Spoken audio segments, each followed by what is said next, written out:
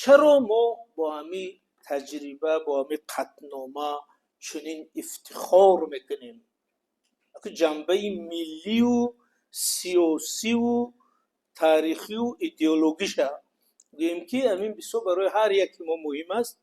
ببینید همین که قطعنامه رسمی سازمان ملل متحد از نام تاجیکستان قبول میشه، همین که راهبری دولت تاجیکان میرود در منبر سازمان ملل متحد حضور پیدا میکنه، سخن میگوید، با تاجیکی گپ میزند، باز پیشنهاد میکند، پیشنهادش جهانیان قبول میکنن، همین یک لحظه تنتنه دولتداری و استقلال تاجیکان است. یک دوم اینکه از نظر تاریخ مبارزه سیاسی خلق تاجیک، از نظر آرمان‌های سیاسی که همین ملت ما در طول تاریخ آن را پیروی میکرد، برای آن مبارزه میکرد، واقعا ما میتونیم بگیم که همین لحظه، این لحظه تنتنه آرمان قهرمانان ما است. این قهرمان بزرگی که داریم استاد صدرالدین عینی. ما درباره صدرالدین عینی همیشه یک تصوری ادبی، بدیعی، علمی داریم، زیرا برنامه تعلیمی هم خیلی است که استاد عینی نویسنده، استاد عینی شاعر، استاد عینی عالم و همین ذهن ما استاد عینی رو بیشتر هم خیلی میشناسه. لیکن استاد عینی در اصل یک سیاستمدار بزرگ، سیاست شناس بزرگ ما که بنابر وضعیتی همون وقته به ادبیات رفته است. بنابراین در کنار ما آثار بزرگ ادبی و فرهنگی و علمی عینی، آثار سیاسی عینی است که اگر امو را نگاه کنیم بعد میگیم که انمی روز آرمانی قهرمانا عملی شد. چه؟ همین یک کتاب است نام شعله انقلاب، 2 جلد، تمام مقاله های سیاسی عینی رو جدا کرده چاپ کرده و من همون کتاب تحلیل کردم.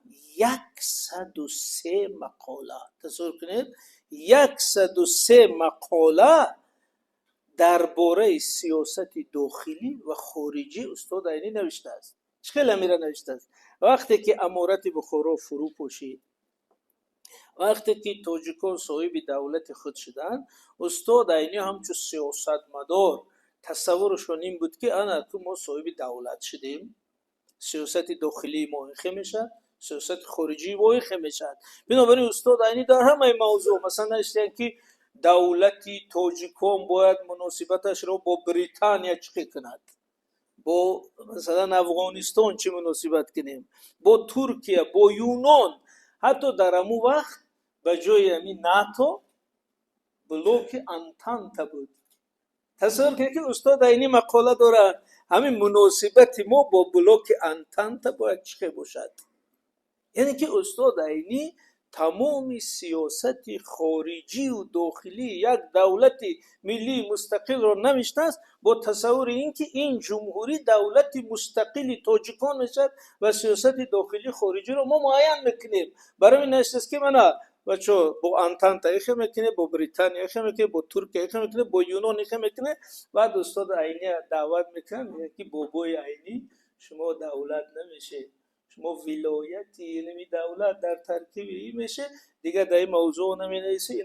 بنابراین استاد همین موضوع رو، همین آرمان رو در دلش گرفته رفت، یک کتاب شهادت که من همینا رو میخواستم.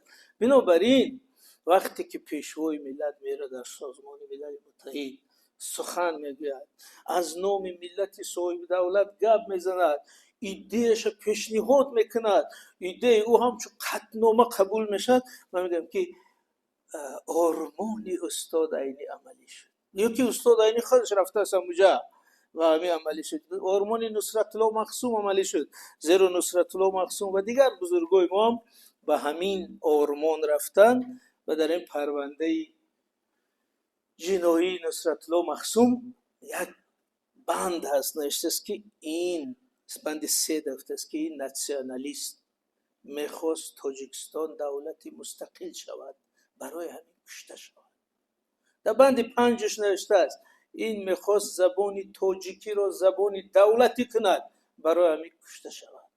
انا برای هم بینید امروز اینا منبر، اینا به زبانی تاجیکی، اینا ما بس سری بلند گپ زده استودیم، اینا پیشوای ملت میرد با همین زبان در سازمان ملل متحد گپ میزند، پیشنهاد میکند، انا که میگیم کو نصرت الله مخصوم میره بیند. یعنی آرمانی اونا امروز عملی شد. انا از همین روز میگم که این واقعا جشن است، لحظه افتخار است. چرا در این جنبش بسیار تأکید میکنیم؟ بینید یک بار تحلیلی تفکر سیاسی خودمون رو همینجا انجام تیم در این تالار. بینید گاهی میشد که یک گوشتنگیری ما، یک ورزشکاری ما رفته است در یک مسابقه بین الخلقی یک مدال گرفته است، مدال نقره، مدال طلا. ما چقدر خرسند میشه، میگن که به شرافتی انمی جوانی غیوری دلیر پرچم ما برداشته شد، سرود ملی ما صدا داد، نام جمهوری تاجیکستان بلند شد، او را میریم در فرودگاه پیشواز میگیریم. یا که یک مشتزن، حتی یک مشتزنی ما، یک بچه‌ای که در همین حوزه بوی بیس تراول اشتراک میکنن، با او را قهرمان اسم میکنیم. ولی حادثه های صدها برابر از او مهمتر میشود که ابر پهلوان سیاست رفته است در سازمان ملل متحد نام تاجیکستان رو، ایده تاجیکستان رو، تجربه تاجیکستان رو همچون قطعنامه ثبت کرده، برای تاریخ، برای ابد ثبت کرده. ما گونه که یک خبر است، در اخبار شنیدیم. انا اینجا معنیش نیست که ما هنوز تفکری سیاسی ما به حد نرسیده است، وگرنه تمام ملت به خیابان میریخت که آن این روزی بزرگ. در نوروز سال 24 در سازمان ملل متحد یک کنفرانس بزرگی نوروز و آب شد و همونجا هم 140 کشور شرکت کرد. تصور کنید که در تالار اساسی سازمان ملل متحد راهبری دولت ملی مستقلی تاجیکان نشسته است. چرا می عباره من تأکید کردم میگم؟ چون که 100 سال پیش اگر همین گپ میگفتی این افسانه میتافت که راهبری دولت ملی مستقلی تاجیکان در منبر سازمان ملل متحد نشسته است، رئیس کننده جلسه سازمان ملل متحد و 3 روز در این منبر نشسته است و هر پرزیدنت، هر وزیر خارجه، هر سروزیری که میاد گپ زدن میگه که جناب رئیس کننده پرزیدنت جمهوری تاجیکستان با اجازت شما من سخنرانی و سر کنم. یادتون از همین لحظه His Excellency President of Republic of Tajikistan انا سخنرانی من سر میکنم. همون من نگاه کردم همین لحظه نیمی شب اطراف نگاه میکنم، یگان کس نیست بگم که مردم همین را بینید، قریب کودکای از خواب بیدار کنم بگم که خیزید همین لحظه را بینید. همین لحظه فرا رسید که تاجیکستان راهبری دولت ملی مستقل تاجیکان جلسه سازمان ملل متحد را راهبری میکند و این میلیون بار مهمتر از اون مدال ورزشگر است. چرا این همچه اخبار شنیدیم رفت؟ چون که تفکری سیاسی به او حد نرسیده، وگرنه تمام مردم جشن میگرفتن که ما به همین روز رسیدیم، ما به همین درجه رسیدیم. البته او هر یک باری که پرچم ما بلند میشه، هر یک باری که سرود ما صدا میدهد، همون جشن است. هر یک گوشتنگی را ما پیشواز میگیریم، او یک لحظه ملت سازی است، او لازم است. ولی من در قیاس میگم که حادثه ای که گفتم ابر پهلوان سیاست رفته در سازمان ملل متحد نام تاجیک برای ابد ثبت کرده است، او را ما گویا همچون خبر.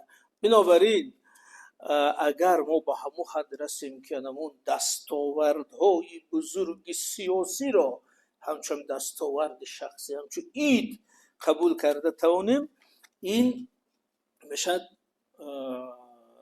کمال تفکر سیاسی. و برای من میگم که این جشن شایسته است که در هر وزارت، در هر کمیته، در هر خانواده حتی جشن گرفته شود.